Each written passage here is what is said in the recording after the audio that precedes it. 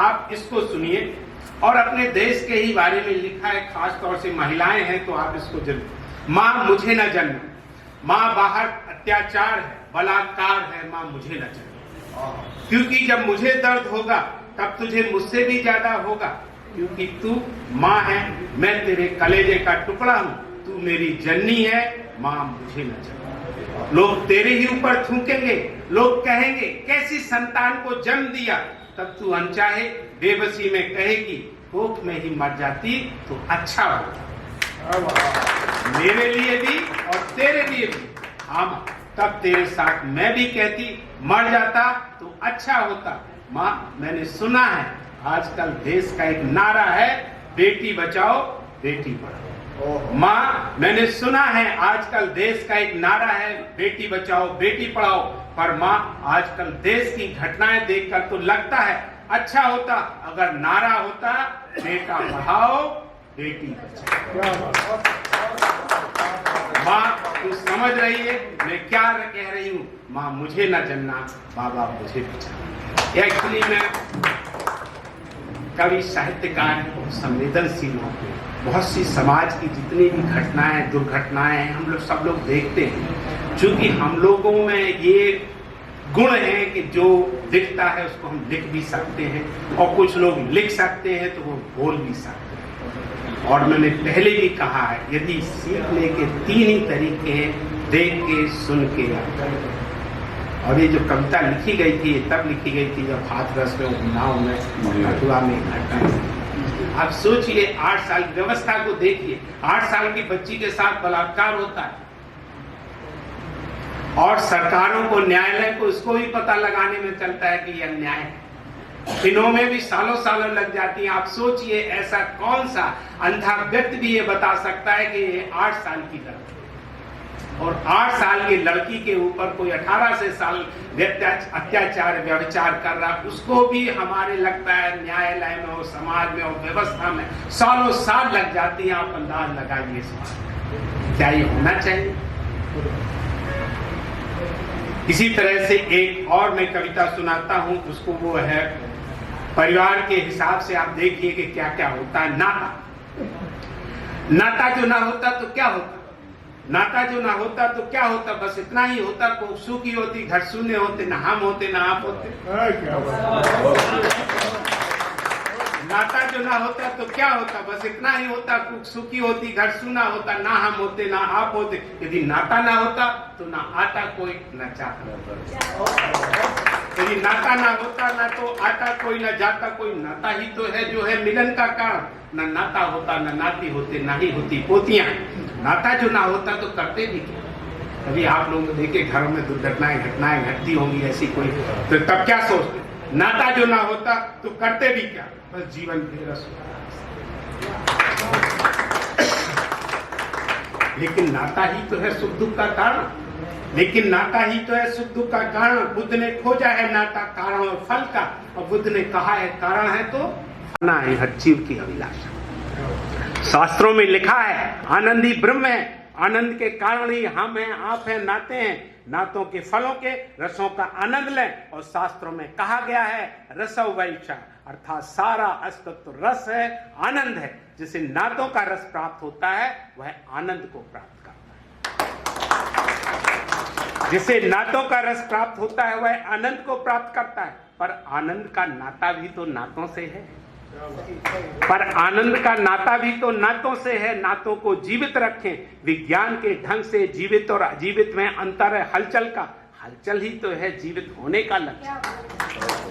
हलचल ही तो है जीवित होने का लक्षण। और ये नाते ही देते हैं जीवन में हलचल। ये नाते ही देते हैं जीवन में हलचल। हाँ, पर हलचल सीमित हो, नियंत्रित हो तो है चाल, यानी कि विकास भारत। यदि हलचल असीमित हो, अनियंत्रित हो तो है भूचाल, यानी कि विनाश, महाभारत। नाता व्यक्ति से हो या प्रकृति से, जब नाता व्यक्ति से छूटता है समाज टूटता है। जब नाता प्रकृति से छूटता है व्यक्ति टूटता है, हो जाता है पंच तत्व में विलीन। ओम शांति शांति। कविताएं तो इसमें बहुत हैं। मैं एक कविता आखिरी आपको सुनाऊंगा जिससे आपको भी समय मिलेगा और मुझे भी समय मिलेगा, क्योंकि मुझे जाना है। एक कविता को आपको सुनाऊंगा, भूख। आखिर हर आदमी के लिए एक ही बात महत्वपूर्ण है, वह है भूख। आखिर हर आदमी के लिए एक ही बात महत्वपूर्ण है, वह है भूख। भूख चाहे वह किसी भी प्रकार की क्यों ना हो, यह सुख देने वाली पीड़ा है। जो हम सब बैठे हुए हैं, भूख चाहे वह किसी भी प्रकार की क्यों ना हो, यह सुख देने वाली पीड़ा है, और हम सब लोग ना चाहते हुए इसे चाहते हैं। पेट की भूख तो कुछ भी नहीं, खतरनाक होती है पेट के नीचे की भूख या पेट के ऊपर की। पेट की भूख तो कुछ भी नहीं, खतरनाक होती है पेट के नीचे की भूख या पेट के ऊपर की भूख। ये भूख ही तो थी जिसने तुलसी और कबीर को महान कवि बना दिया। ये भूख ही तो थी जिसने तुलसी और कबीर को महान कवि बना दिया, या इसी भूख ने रावण और कुरुवंश का नाश कर दिया। जैसे कि अच्छे स्वास्थ्य के लिए डॉक्टर बताते हैं पोषक भोजन करें, उचित मात्रा में करें, उचित समय पर करें, यानी कि भूख लगने पर ही करें। यह सिद्धांत पेट की भूख के लिए तो कुछ हद तक संभव है, क्योंकि यह भूख सीमित है, लेकिन पेट की नीचे की या पेट के ऊपर की भूख के लिए नहीं, क्योंकि ये भूखें असीमित है, खास तौर से पेट के ऊपर। आपने देखा होगा, सुना होगा, IAS ऑफिसर पति पत्नी दोनों हैं जिनके बिस्तर में 300 करोड़ रुपए। ऐसी कई घटनाएं, तो ये घटना है, ऐसी कई घटनाएं।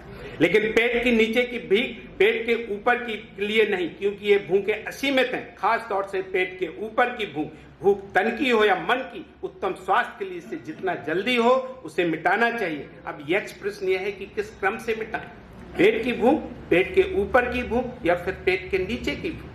यदि विज्ञान की बात करें तो किसी भी चीज का केंद्र ही सबसे शक्तिशाली होता है, जैसे कि पेट। और यदि ज्ञान की बात करें तो क्या अन्न के अभाव में प्राण, मन, ज्ञान आदि संभव है? नहीं। शास्त्रों में ऋषि भृगु ने कहा है, अन्नम वै प्राणा, अर्थात अन्न से ही प्राण है, या यूं कहिए पेट से ही प्राण है। नीचे वाली चीज को नीचे ही छोड़ दें, क्योंकि पेट के नीचे की भूख को तो प्रकृति अपने प्रभाव से कुछ समय के बाद यदि मिटा नहीं देता तो कम तो कर ही देता। क्योंकि धन्यवाद, क्योंकि शायद प्रकृति ने ही इसे नीचे रखना चाहा हो, और हम प्रकृति से वैर ना लें, क्योंकि प्रकृति ही सबसे महान है। अल्लाह अकबर, गॉड इज ग्रेट, ईश्वर के आगे किसी की नहीं चलती। और फिर केंद्र से ऊपर भी तो एक शक्ति होती है जो नीचे के भूखों को नियंत्रित करती है। यदि हम वैज्ञानिक सिद्धांत की बात करें तो भूख क्या है? किसी चीज का इंटेक, लेकिन जब इंटेक होगा तो आउटपुट तो होगा ही। आउटपुट का मतलब है उत्सर्जन। जीवन में उत्सर्जन भी महत्वपूर्ण है, जीवन में उत्सर्जन भी महत्वपूर्ण है जीवन में। और उत्सर्जन के परिणाम देखें तो पेट की भूख का उत्सर्जन जानवरों के लिए, पेट की भूख का उत्सर्जन जानवरों के लिए, पेट की नीचे का भूख कुछ व्यक्तियों के लिए, और पेट की ऊपर की भूख का उत्सर्जन महत्वपूर्ण होता है कई पीढ़ियों के लिए। पेट की भूख का उत्सर्जन जानवरों के लिए, पेट की नीचे के भूख का कुछ व्यक्तियों के लिए, और पेट की भूख के ऊपर का उत्सर्जन महत्वपूर्ण होता है कई पीढ़ियों के लिए, जैसे कबीर, तुलसी, कालिदास आदि का उत्सर्जन।